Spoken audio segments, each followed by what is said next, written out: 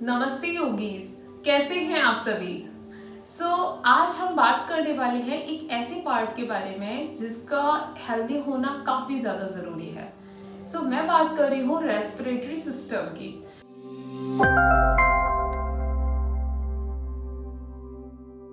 Respiratory system की जब हम बात करते हैं तो कोविड-19 के चलते हुए ये हमें समझ में आ गया है कि हमारा रेस्पिरेटरी सिस्टम हेल्दी होना कितना ज्यादा जरूरी है।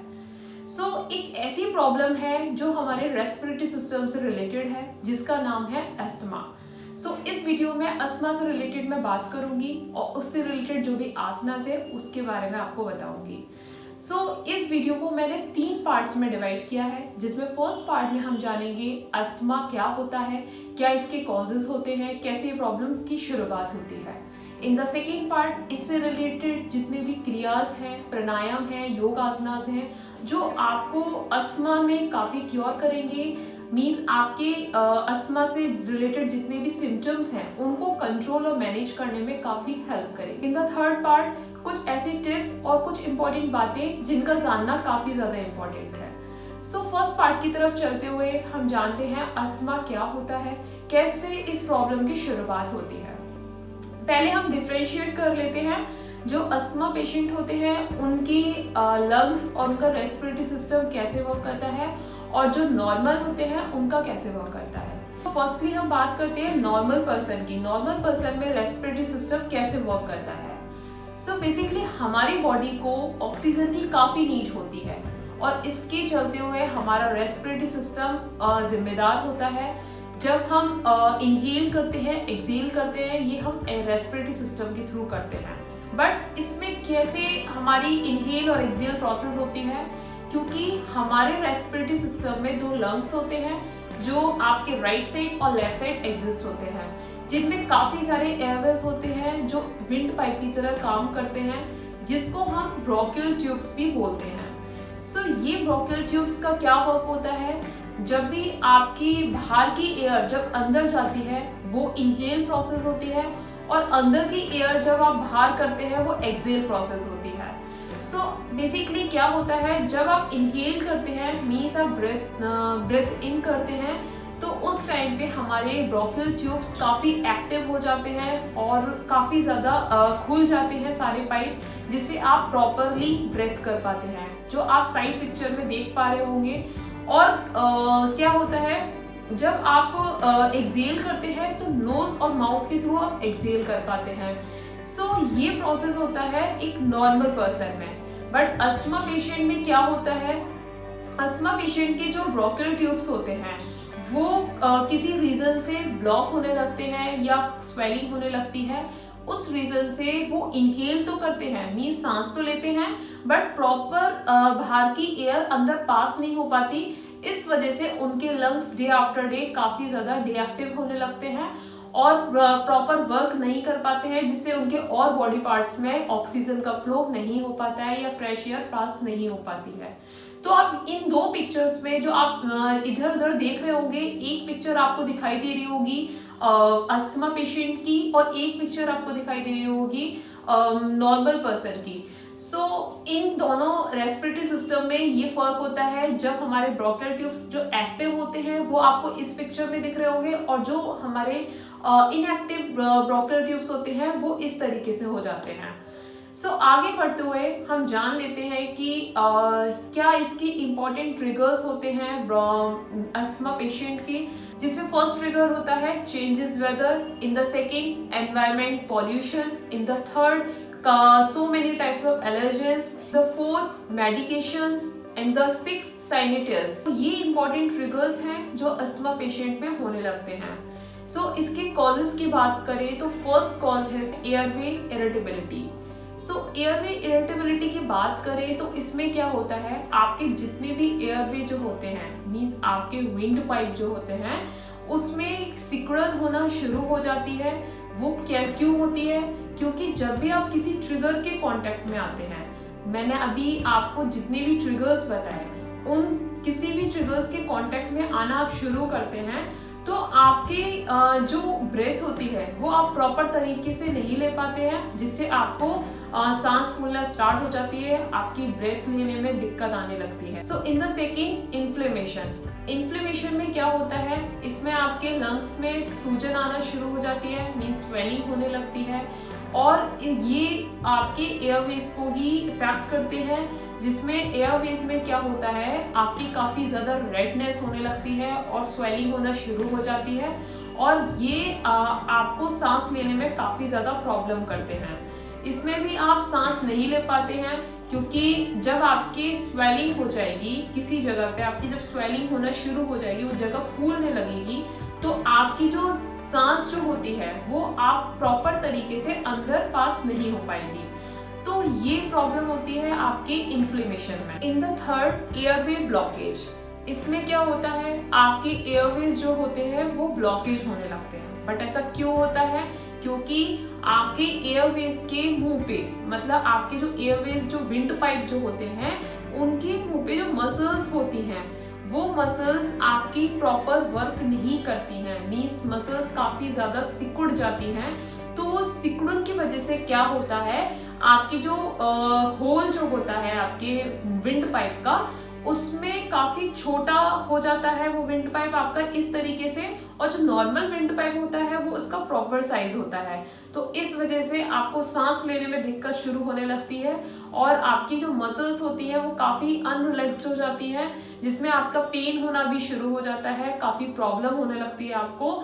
और ये जो मसल्स होती हैं, ये आप साइड पिक्चर में देख रहे होंगे कैसे आपकी मसल्स सिकुड़ जाती हैं और कैसे आपके विंड पाइप काफी अनहेल्दी हो जाते हैं। सो फोर्थ रीजन की बात करें जो है म्यूकस में क्या होता है, आपकी जो कोल्ड की या कफ की प्रॉब्लम होती है, और ये प्रॉब्लम काफी लॉन्ग पीरियड तक रहती है, तो इसमें क्या होता है, आपके बॉडी में जो कफ बनना शुरू होता है, मींस आपके ये कफ जो होता है काफी लंग्स पे इफेक्ट करता है, जकड़ जाता है, और ये धीरे धीरे आपके ब्रोंकियल ट्यूब्स भी कवर कर लेता है, जिसमें काफी कफ भर जाता है।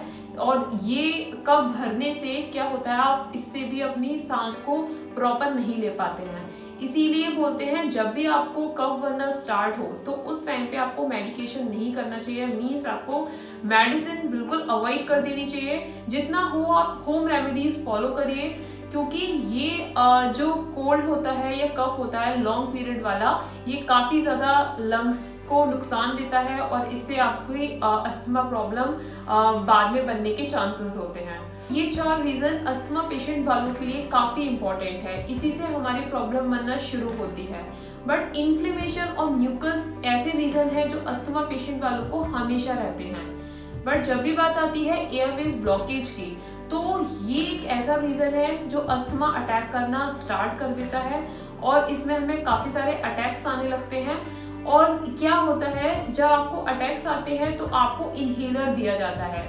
तो इनहेलर क्या करता है, क्योंकि इनहेलर के अंदर स्टेरॉइड्स होते हैं जो आपकी मसल्स को काफ़ी रिलैक्स करते हैं, काफ़ी ज़्यादा आराम देते हैं आपको सांस लेने में। इसीलिए हमें अटैक के टाइम पे इनहेलर दिया जाता है, जिससे आपकी मसल्स जो सिकुड़ रही हैं, काफ़ी स्टिफ हो रही हैं, वो प्रॉपर तरीके से फैल जाए और थोड़ा रिलैक्स्ड हो जाए। बोला जाता है अस्थमा एक ऐसी डिसीज है जिसे हम क्योर नहीं कर सकते हैं, मीन्स हम पूरी तरीके से इसे खत्म नहीं कर सकते हैं, बट इसके जो सिम्टम्स होते हैं उनको आप मैनेज कर सकते हैं, मीन्स हम उनको कंट्रोल कर सकते हैं। तो इसीलिए आज इस वीडियो में मैं कुछ ऐसे योगासन और प्राणायाम क्रिया बताऊंगी जिसमें आपको काफ़ी हेल्प मिलेगी और आप प्रॉपर ब्रेथ करना शुरू कर पाएंगे। तो सबसे पहले हम क्रिया को फॉलो करेंगे जिसका नाम है कपालभाति। कपालभाति क्या करता है, हमारे लंग्स को खोलता है काफ़ी अच्छे से, और जितने भी हमारे विंड पाइप होते हैं उनमें इनहेल और एक्सेल का जो प्रोसेस होता है काफ़ी अच्छे से प्रोसेस कर पाता है। सो कपालभाति को फॉलो करने के लिए हम कैसे इसकी शुरुआत करेंगे, कैसे आपको बैठना है। तो बैठने के लिए अगर सिटिंग पोज मैं बताऊं तो आप किसी भी तरीके से बैठ सकते हैं, मीन्स आप क्रॉस लेग में भी बैठ सकते हैं, आप वज्रासन में भी बैठ सकते हैं, और अगर आप सिटिंग पोज में कंफर्टेबल नहीं है तो आप चेयर पे भी इसको बैठ के फॉलो कर सकते हैं। तो सबसे पहले मैं क्रॉस लेग करके बैठूंगी। तो क्रॉस लेग करके आप बैठ जाएंगे इस तरीके से। और यहाँ पे आपकी जो फिंगर्स हैं, ये जो फिंगर्स हैं आपकी, इन 2 फिंगर्स का हम यूज करते हैं किसके लिए यूज करते हैं, अपनी इन 2 फिंगर्स का हम टर्न करेंगे, मीन्स बैंड करेंगे अपनी फिंगर को। और ये जो फिंगर है आपकी फर्स्ट फिंगर, इंडेक्स फिंगर जो होगी आपकी, उसको आप बैंड करेंगे अपने थंब के बेस पॉइंट पे। यहाँ पे आपको रखना है अपनी इंडेक्स फिंगर के पॉइंट टिप को, और जो आपका मिडिल फिंगर है उसको आप लेके आएंगे अपने थंब के टिप पे। तो इस तरीके से जो आपके नेल्स का जो एंडिंग पॉइंट है उनको मिला करके आपको इस तरीके से रखना है। और यहाँ पे इसी प्रोसेस को आप इस हाथ पे फॉलो करेंगे। मीन्स सबसे पहले इंडेक्स फिंगर को आप थंब के बेस पॉइंट पे रखेंगे, और इसको आप मिडिल फिंगर को आप थंब के टिप पे रखेंगे। मीन्स दोनों टिप को आप अच्छे से ज्वाइन कर लेंगे, और इस तरीके से आप इस हाथ को कंप्लीटली ये रख पाएंगे। सो ये जो प्रोसेस होता है ये आपके कपालभाति के लिए होता है। तो सबसे पहले आप अपनी फिंगर्स को सेट कर लेंगे इस तरीके से, आप देख पा रहे होंगे। और यहाँ पे आप अपने इन 2 फिंगर्स को, जो आपकी रेस्ट फिंगर्स हैं, इनको आप स्ट्रेट मूवमेंट में रखेंगे और सीधे आप बैठ जाएंगे। तो सबसे पहले आपको 2 चीज़ों का ध्यान रखना है। इसमें आपकी जो बैकबोन है वो बाउंस नहीं होनी चाहिए इस तरीके से, और आपकी जो नेक है वो स्ट्रेट होनी चाहिए, चेस्ट ओपन लाइक दैट, और इस तरीके से हम बैठ जाएंगे सीधा और स्टार्ट करेंगे। मैं आपको 15 काउंटिंग में बताऊंगी, मीन्स आपको 15 स्ट्रोक दूंगी मैं, और आपको ये टाइम के अकॉर्डिंग फॉलो करना है। मीन्स अपने मोबाइल में आप टाइम सेट कर सकते हैं। तो स्टार्टिंग आप 3 मिनट्स या 5 मिनट से करेंगे, और फर्दर आप अपने टाइम को बढ़ा सकते हैं। तो स्टार्ट करते हैं। अगर आप आइज क्लोज करना चाहें तो आइज क्लोज करिए, और अगर नहीं करना चाहते तो कोई बात नहीं है। पर डीप ब्रेथ करते हुए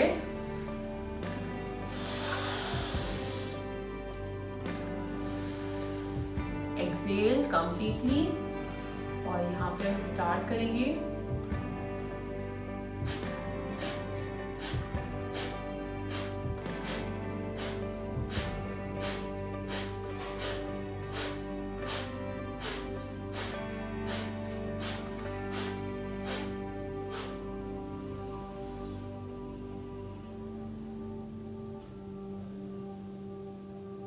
रिलैक्स करते हुए एंड ओपन योर आईज, और अपनी फिंगर्स को हम रिलैक्स करेंगे कंप्लीटली। तो ये जो कपालभाति है इसको आप 2-2 मिनट करके स्टार्ट कर सकते हैं। मीन्स 6 मिनट आपको फॉलो करना है, बट कंटिन्यू नहीं करना है। 2 मिनट करने का थोड़ा रेस्ट करना है। मीन्स आप अपनी बैकबोन को इस तरीके से रिलैक्स कर सकते हैं, डाउन करके यहाँ पे और अप। तो इसमें आप अपनी बैकबोन को बीच बीच में रेस्ट दे सकते हैं। सो आगे बढ़ते हुए अब हम प्राणायाम को फॉलो करेंगे, और इसका नाम है समवृत्ति या इक्वल ब्रीथिंग प्राणायाम। तो इसको आपको सिंपली कैसे फॉलो करना है, इसमें भी आप अपना क्रॉस लेग में बैठ सकते हैं, या आप वज्रासन में बैठ जाइए। सो बैठने के बाद सबसे पहले आप अपनी बॉडी को पहले रेस्ट देंगे। कैसे? इनहेल डीपली और एक्सेल।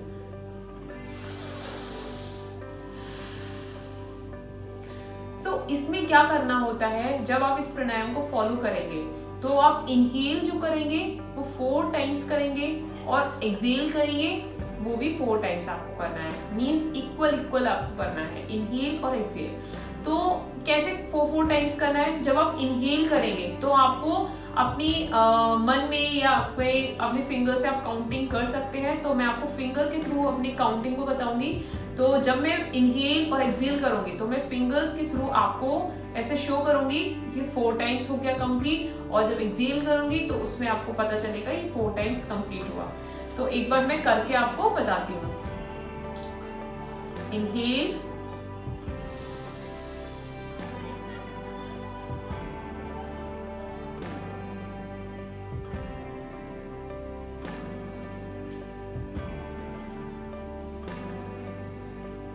तो फिर से हम एक बार फिर से करते हैं। तो मैं आपको 2 बार करके बताऊंगी। इनहेल करेंगे पहले,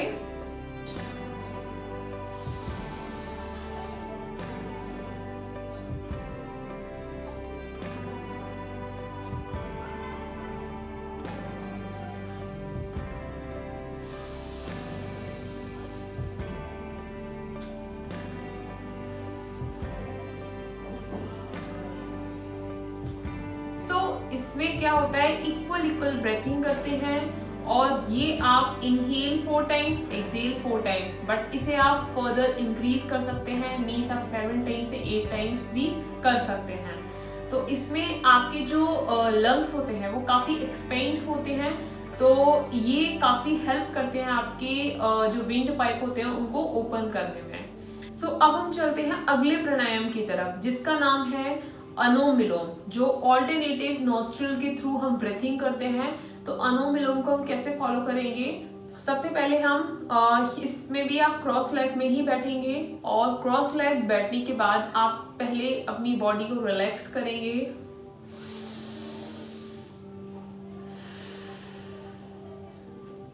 इस तरीके से, और इसमें क्या करना होता है, आपकी जो ये वाला जो हाथ होता है, मीन्स आपका लेफ्ट हैंड, उसको तो हम सिंपली शयन मुद्रा में रखते हैं।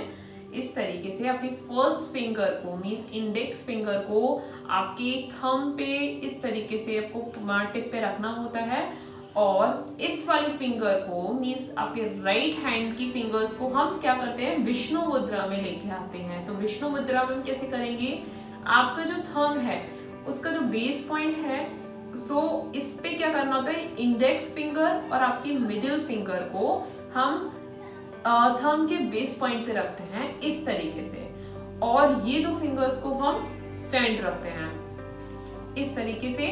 तो यहाँ पे हम क्या करते हैं, अपनी जो इनहेल जो होता है वो हम लेफ्ट नॉस्ट्रिल से स्टार्ट करेंगे और राइट नॉस्ट्रिल से एक्सहेल करेंगे।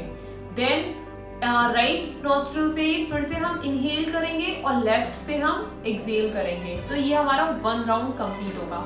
तो हम आगे चलते हैं, तो कैसे इसमें आप 1 राउंड कंप्लीट करेंगे आपको बताती हूँ। तो फर्स्टली आप अपने थंब को राइट नॉस्ट्रिल पे रख लेंगे इस तरीके से, और यहाँ पे आप इनहेल करेंगे लेफ्ट नॉस्ट्रिल से,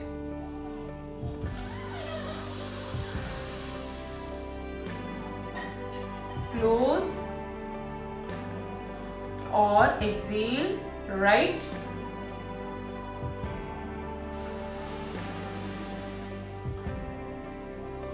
फिर से हम इनहेल करेंगे राइट से,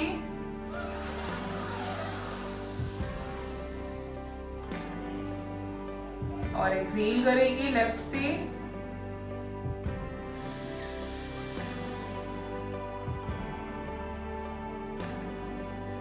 तो ये हमारा फर्स्ट राउंड था। ये फर्स्ट राउंड कंप्लीट होता है। अब मैं आपको 2 राउंड और करके बताती हूँ। तो फिर से हम अपनी थंब को राइट नॉस्ट्रिल पे रखेंगे और इनहेल करेंगे हम,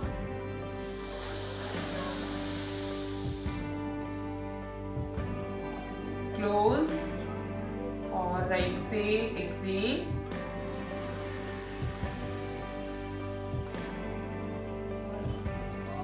इनहेल सेम,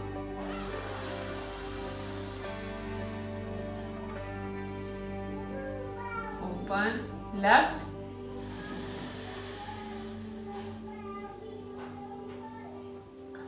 तो ये हमारा सेकेंड राउंड कंप्लीट हुआ।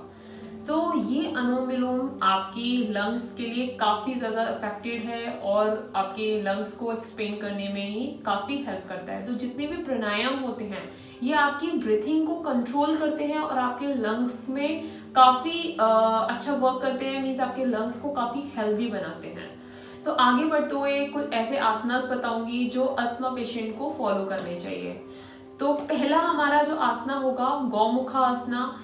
इसे आप कैसे फॉलो करेंगे, इसमें आपका जो लेफ्ट लेग का हील है इसे हम बैक लेके जाएंगे और राइट लेग की हील को हम इस साइड बैक लेके जाएंगे, मीन्स ऑपोजिट रहेगा। और इसमें हमारा जो नी होता है वो एक दूसरे के ऊपर प्लेस रहेगा इस तरीके से। बट जो ऐसे नहीं कर सकते हैं वो इस तरीके से भी बैठ सकते हैं। तो मैं ऐसे बैठती हूँ और इसमें आप किस तरीके से फॉलो करेंगे, ऐसे सिटिंग पोज करने के बाद आपको एक चीज का ध्यान रखना होता है, जो आपका राइट लेग है, जो आपका पैर ऊपर है, उसी हाथ को आप ऊपर साइड लेके जाएंगे। मीन्स आपका राइट लेग ऊपर है तो आपके राइट हैंड को ऊपर की साइड लेके जाएंगे। अगर आपका लेफ्ट लेग ऊपर होगा तो आपका लेफ्ट हैंड आपका ऊपर की साइड जाएगा।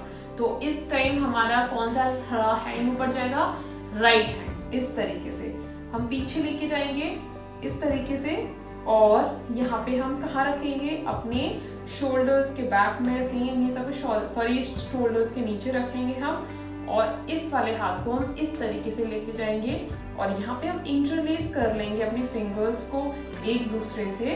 तो यहाँ पे इम्पोर्टेंट ये नहीं है, आपको इंटरलेस करना ज़्यादा इम्पोर्टेंट नहीं है, मीन्स आपको प्लेस करना ज़्यादा इम्पोर्टेंट है। अगर आप इंटरलेस नहीं कर सकते हैं और यहाँ पे आप इस तरीके से कंप्लीटली इंटरलेस कर लेंगे और होल्ड करके रखेंगे, और आपकी जो लंग्स हैं, मीन्स आपका जो चेस्ट है वो ओपन होना चाहिए, स्ट्रेट सिटिंग। और यहाँ पे आप डीप ब्रेथ करेंगे 5 टाइम्स।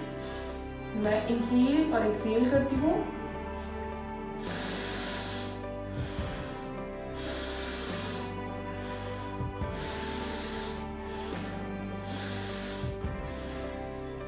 और रिलैक्स करेंगे अपने हाथों को, अपने आर्म्स को इस तरीके से, और अपने लेग्स को हम रिलैक्स करेंगे अपने लेग्स को।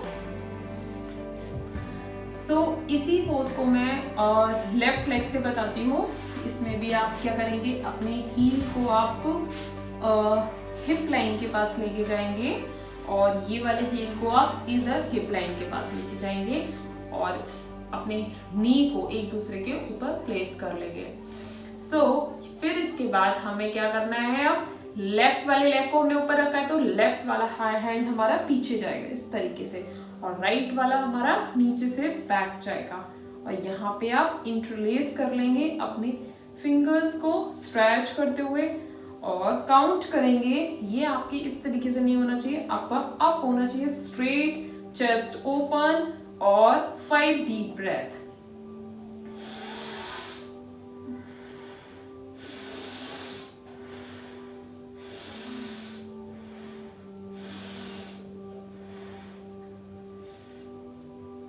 और रिलैक्स करते हुए अपने हैंड्स को डाउन करेंगे, अपने ये वाले हाथ को हम लेके आएंगे और अपने लेग्स को रिलैक्स करेंगे कंप्लीटली।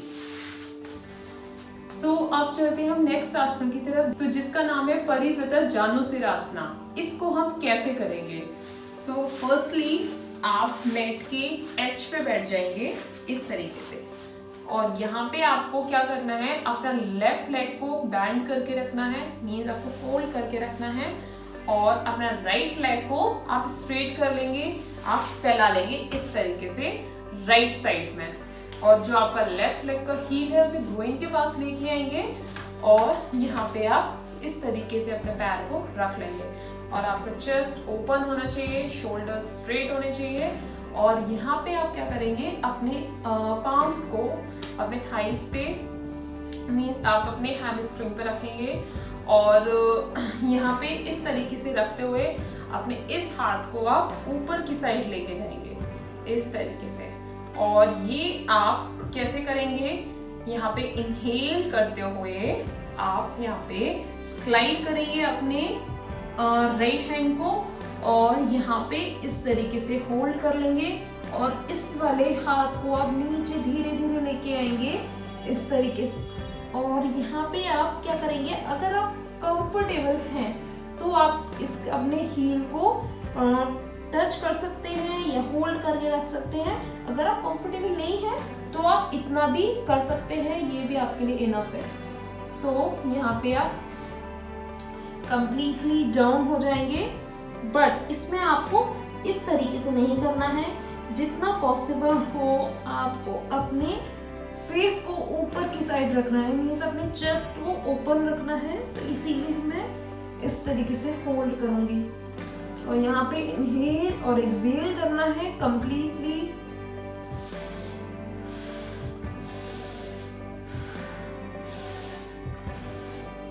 और यहाँ पे आप पहले होल्ड करेंगे अपने राइट हैंड से अपने पैर को और धीरे धीरे हम स्ट्रेट मूवमेंट में आएंगे और अपने हाथ को रिलैक्स करेंगे।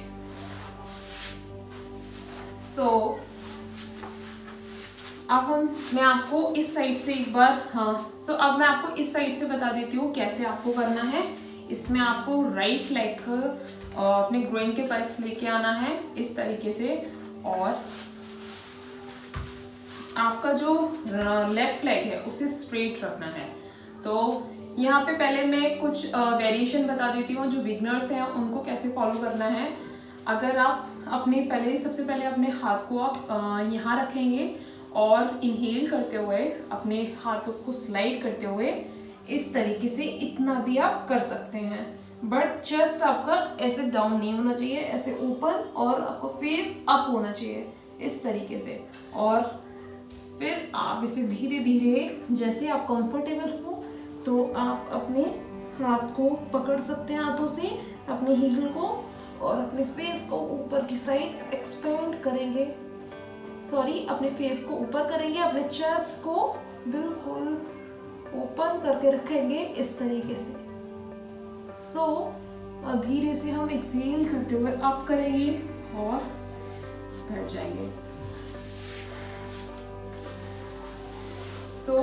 ये आपके साइड के लिए भी काफ़ी ज़्यादा इफेक्टिव है। और अगर आपके नेक में कुछ इश्यू है तो आप ज़्यादा बेंड ना करें अपनी नेक को। अगर आपको साइड में कुछ पेन है या आपको बैक पेन है तो उस टाइम पे आप इसको फॉलो ना करें। हम अगला आसना फॉलो करते हैं जिसका नाम है सलंभा भुजंग आसना। भुजंग आसना जैसे आप करते हैं उसी तरीके से आपको फॉलो करना है, बट इसका कुछ डिफरेंट है। अपने फोर आर्म से हम यूज करते हैं। तो कैसे इसको फॉलो करेंगे, चलते हैं आसना की तरफ। तो सबसे पहले हम क्या करेंगे, अपनी बॉडी को हम फ्लैट मोड में लेके आएंगे, मीन्स अपने फेस को हम मैट के एज पे रखेंगे और यहाँ पे आपकी बॉडी जो है वो पेट के बल आप लेट जाएंगे इस तरीके से, और अपने हाथों को हम अभी रिलैक्स मूवमेंट में रखेंगे, बॉडी को स्ट्रेट रखेंगे और इस तरीके से अपने फेस को हम कंप्लीटली प्लेस कर लेंगे अपने मैट पे। नाउ इनहेल करते हुए हमारे दोनों हाथ चेस्ट के पास होंगे और यहाँ पे आपको अपने धीरे धीरे इनहेल करते हुए अप करना है, अपनी बॉडी को इस तरीके से खोल के रखना है और यहाँ पे 5 डीप ब्रेथ करना है और डाउन। ऐसे भी ये आपका फर्स्ट स्टेप है। सेकेंड स्टेप में आप क्या कर सकते हैं, अपने दोनों हाथों को आप आगे की साइड लेके आएंगे। जिनको बैक में इश्यू है वो अपनी बैकबोन पे ज्यादा जोर नहीं डालेंगे, तो अपने फोर आर्म्स को हम कंप्लीटली प्लेस कर लेंगे और इनहेल करते हुए इस तरीके से हम करेंगे और यहाँ पे हम इनहेल और एक्सहेल करेंगे और अपने नेक को ऊपर की साइड स्ट्रेच करेंगे और अपने चेस्ट को ओपन कर लेंगे। डीप ब्रेथ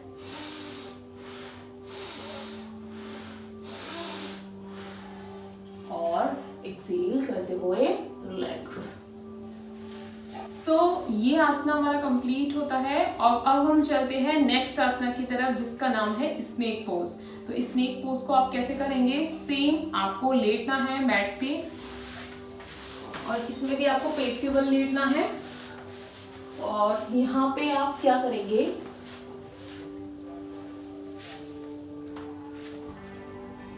इनहेल करते हुए आप अपने दोनों हाथों को पीछे से इंटरलॉक कर लेंगे इस तरीके से और यहाँ पे आप क्या करेंगे, अपने शोल्डर को स्ट्रेच करना है और अपने चेस्ट को ओपन करके रखना है और अपने बॉडी को आगे की साइड से अप करना है। तो इनहेल कंप्लीटली और अप योर बॉडी और डीप ब्रेथ, 5 डीप ब्रेथ करेंगे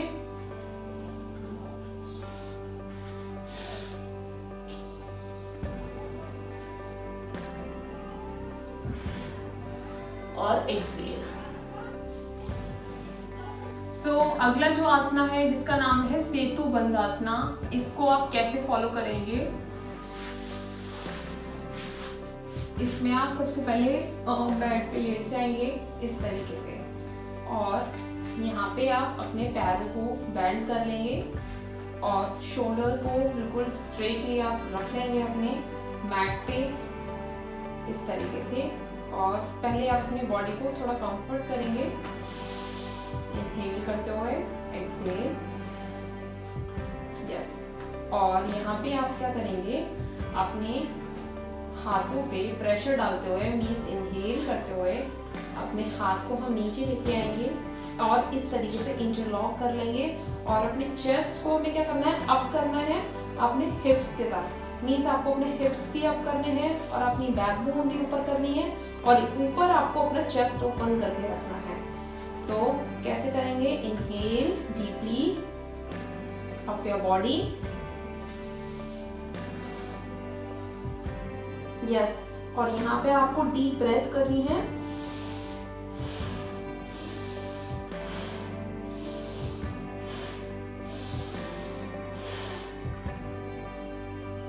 और रिलैक्स।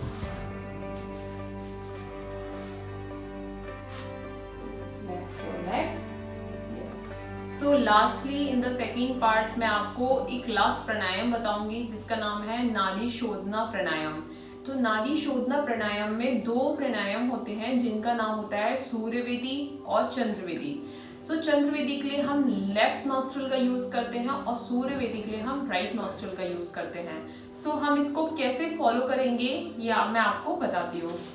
तो सबसे पहले हम क्रॉस लेग में सिटिंग पोज में बैठ जाएंगे, और इसमें भी आपको क्या करना होता है, अपनी जो फिंगर्स है उसको विष्णु मुद्रा में लेके आएंगे और एक फिंगर को आप शिन मुद्रा में लेके आएंगे इस तरीके से, और लेफ्ट हैंड को आप शिन मुद्रा में अपनी फिंगर्स को टर्न करने के बाद मीन्स रखेंगे अपने नी पे, और इसको आप क्या करेंगे, अपने विष्णु मुद्रा में करेंगे अपनी फिंगर्स को।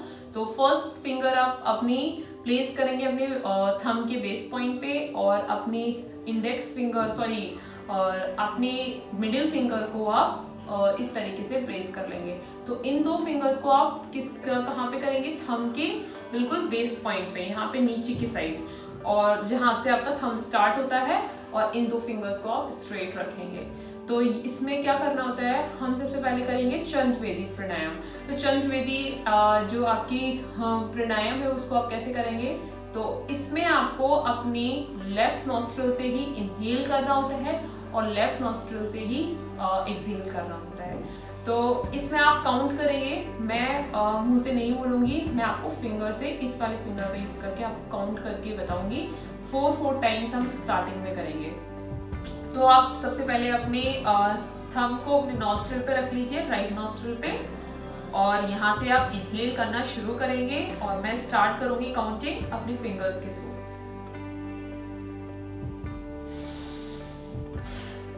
Now start.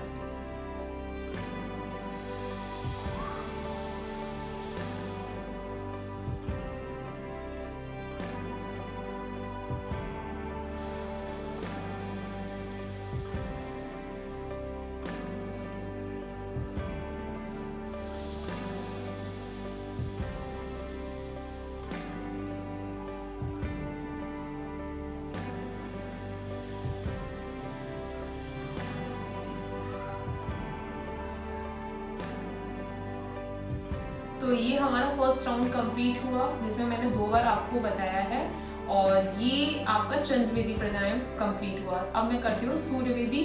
तो सूर्यवेदी आप कैसे करेंगे, अपनी लेफ्ट नॉस्ट्रल को आप क्लोज कर लेंगे और राइट नॉस्ट्रल से आपको इनहेल और एक्सहेल करना है।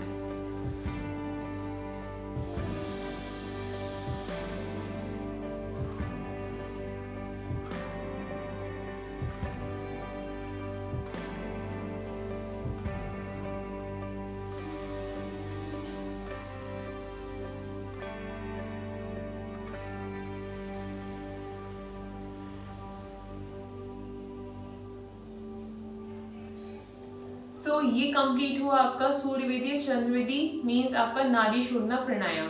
तो ये भी आपके लंग्स के लिए काफी ज्यादा इफेक्टिव है। सो इसके बाद हम क्या करेंगे, आफ्टर प्राणायाम आपको एक बार अपनी दोनों फिंगर्स को शील मुद्रा में लेने के बाद आप सिटिंग करेंगे और अपनी आईज क्लोज करने के बाद इनहेल और एक्सहेल करेंगे कंप्लीटली।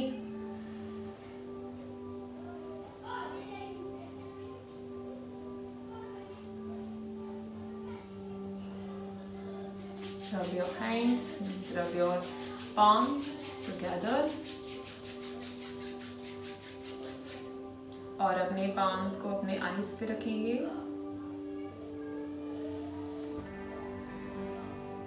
अपनी नेक पे हम करेंगे full hands, chest, stomach, legs और आईज ओपन एंड नमस्ते। सो ये कंप्लीट हुए हमारे आसनास, क्रिया और प्राणायाम। अब हम चलते हैं कुछ टिप्स की तरफ जिसका जानना काफी ज्यादा जरूरी है। सो अस्थमा पेशेंट वालों को मैं रिकमेंड करूंगी डस्ट से जितना हो उतना दूर रहिए। मींस आपके घर में अगर आप कारपेट यूज करते हैं फ्लोर पे, तो कारपेट में क्या होता है, बहुत जल्दी डस्ट काफी सारे इकट्ठा हो जाता है, उसमें डस्ट के पार्टिकल्स काफी ज्यादा होते हैं, जिसमें आपकी बेडशीट है, पिलो कवर्स हैं, इनमें डस्ट की काफी ज्यादा चांसेस होते हैं। जब आप डस्टिंग करना स्टार्ट करवाते हैं अपने घर पे, तो उस टाइम पे आप थोड़ा डस्ट से दूर रहिए या उसको अवॉइड करिए, या आप कारपेट का जितना हो पॉसिबल हो आप उसका यूज ना करें, क्योंकि कारपेट में काफी जल्दी डस्ट के चांसेस होते हैं। सो इन द सेकेंड, अगर आप मार्केट जाते हैं, क्योंकि एनवायरनमेंट में पॉल्यूशन काफी ज्यादा है, तो इसमें क्या होता है, आपके अगर डस्ट अंदर जाएगा, अगर आपको पॉल्यूशन अंदर जाता है तो आपको इनहेल करने में प्रॉब्लम होना शुरू हो जाती है। तो इसमें आप मास्क का यूज कर सकते हैं, और अभी तो मास्क काफी कंपलसरी है कोविड-19 की वजह से। तो इस टाइम पे जरूरी नहीं आप कोविड-19 के चलते ही मास्क का यूज करें। अस्थमा पेशेंट वालों को हमेशा मार्केट में या बाहर कहीं आउटिंग पे जाते हैं तो मास्क का यूज हमेशा करना चाहिए। इन द थर्ड, कुछ ऐसे होम रेमेडीज हैं जिनको मैं आपको बताऊंगी, तो आपको उसमें काफी रिलैक्स मिलता है। आप ग्रीन टी का यूज कर सकते हैं, सुबह और शाम में आप ग्रीन टी को इंटेक करिए। आप अजवाइन का पानी भी यूज कर सकते हैं आफ्टर लंच या आफ्टर डिनर। इसे आप अजवाइन का पानी लें तो इससे आपको काफ़ी लंग्स में काफ़ी आराम मिलता है, आपके जो ब्रोंकियल ट्यूब्स जो होते हैं वो खुलने में काफ़ी मददगार होता है। सो ये सारी टिप्स और ये जितने भी आसनास हैं, अगर आपको कुछ भी इफेक्ट करें, आपकी प्रॉब्लम को थोड़ा सा कंफर्ट दें, आपकी प्रॉब्लम में आराम दें, आपको रिलैक्स दें, तो प्लीज़ मुझे कमेंट बॉक्स में लिख के बताइए। और आपकी कोई भी सजेशन है या आपकी कोई भी क्वेरी है तो कमेंट बॉक्स में आप मुझे बता सकते हैं। और अगर आप चाहते हैं किसी टॉपिक के ऊपर मैं वीडियो बनाऊं तो उसमें आप मुझे सजेस्ट कर सकते हैं या मुझे रिकमेंड कर सकते हैं। आप मुझे और जानने के लिए मेरे इंस्टाग्राम पेज और मेरे एफबी पेज को भी फॉलो कर सकते हैं। सो अब मिलती हूँ मैं नेक्स्ट वीडियो में एक नए टॉपिक के साथ। सो तब तक के लिए नमस्ते, टेक केयर।